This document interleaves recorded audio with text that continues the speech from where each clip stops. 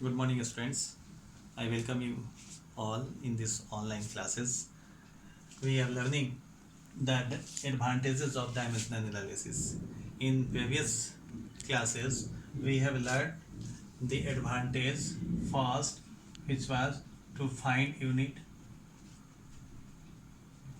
Then we have also learned verification. How can you verify the correctness of a physical expression? And in you have also learned conversion.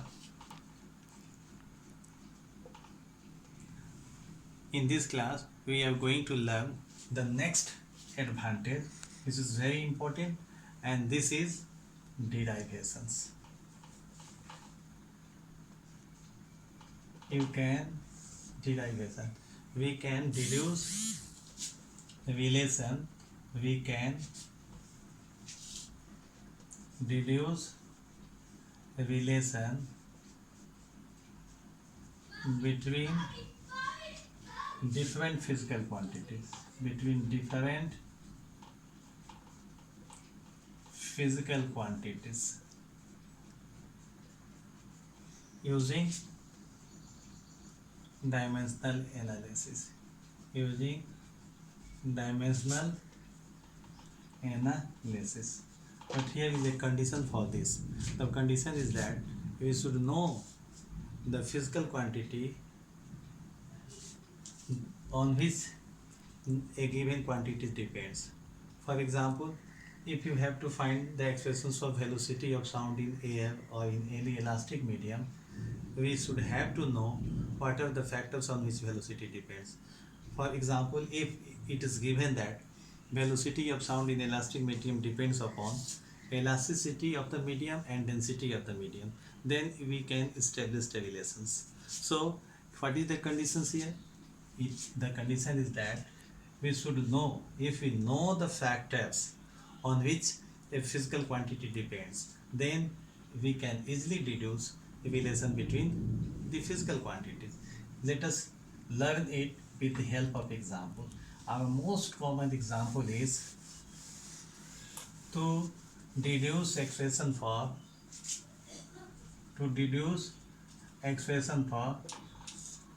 time period of a simple pendulum. Example is to deduce or deduce expression for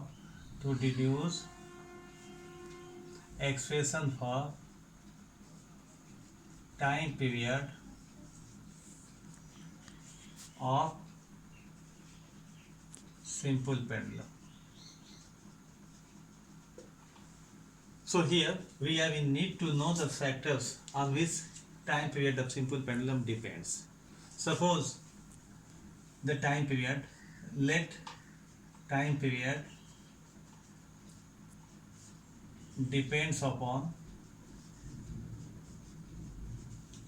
mass of bob m. In a simple pendulum, the point size spherical body is known as bob.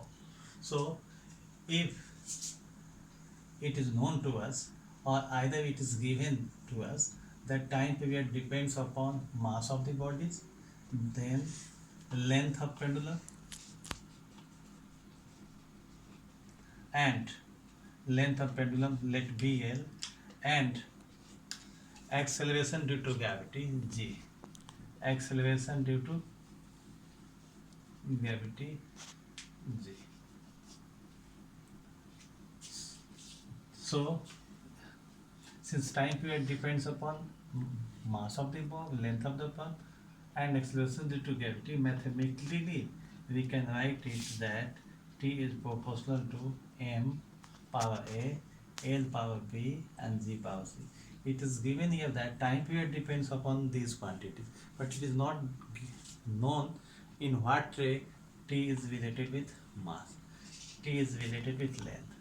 So we have need here to find the value of ABC. When we remove the sign of proportionalities, we keep a constant. Let here K be the constant. So here K is a dimensionless constant.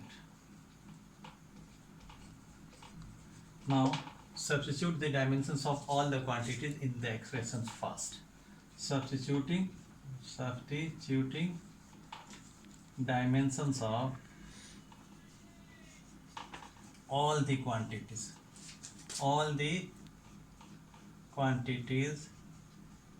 in equation first. T is time period, so its dimension is T. K is dimensionless. For M, dimension is M. L is length, so its dimension is L, and as the power is given, it is also written here. And G stands for acceleration due to gravity, LT power minus 2, and the whole power is C. So it becomes equal to T becomes equal to M power A, L power, here is B, and here the power of L is C. So L power becomes B plus C. And what is here? The power of time, it is minus 2 into C, that is minus 2C. So in this way, we arrived at this result. Now apply the principle of homogeneity of dimensions. Now using principle of homogeneity, this principle says that in a physical expression, dimension of A should be equal to dimensions of B. Here dimension of LHS is 1 in time, but in what about the dimensions of in mass? In mass it is 0. So in order to, it can be here it is also written as M0, L0 or T power 1. If you write this in this way, it becomes more easy to understand. It can be written as M0, L0 or T power 1. And in RHS, M power L, L power B plus C, and T power minus 2C. Now using principle of homogeneities, using principle of homogeneity, which says that dimensions of LHS is equal to dimensions of RHS. A will be equal to G.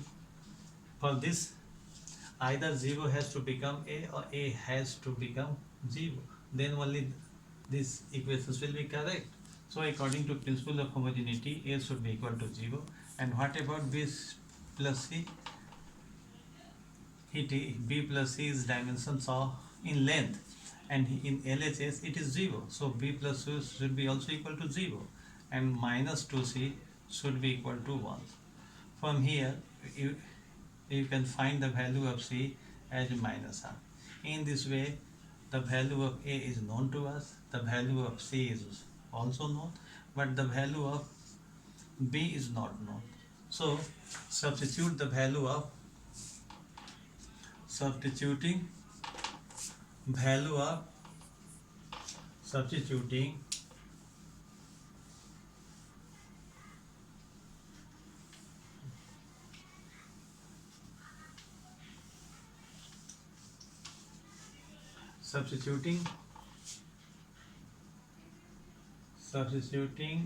of C in equation 2, we get B minus half B, and the value of C is minus half is equal to 0. This gives that B is equal to half.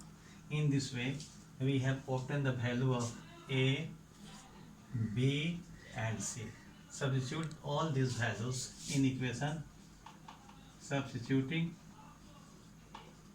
values of A, B and C in equation first, we get T is equal to K M power A, which is equal to 0, L power V, which is equal to half, and G power C, which is equal to minus half.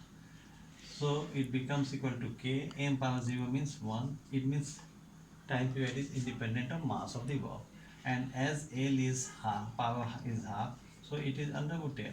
And G is power minus half means under root G. So expressions becomes equal to T is equal to K under root L by G. Here the value of K cannot be obtained using dimensional analysis. It is one of the limitations of dimensional analysis that it cannot guess the value of the constants. We can find the value of K experimentally. The value of K was obtained as 2 pi. So it is the final expressions becomes equal to, from experiment, the value of K cannot be obtained dimensionally.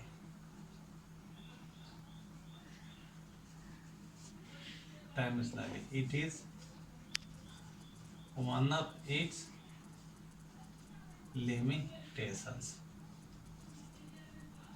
The value of K was obtained experimentally as 2 pi. Therefore, final results becomes T is equal to 2 pi under root L by J. T is equal to 2 pi under root. In this way, you can deduce the relation between different physical quantity. But don't worry for the value of the constant K. If it is known to you, you can write it. Otherwise, leave the expressions up to here. So, you learned the advantages of dimensional analysis. These are the four advantages. Practice more example on this basis. Thank you.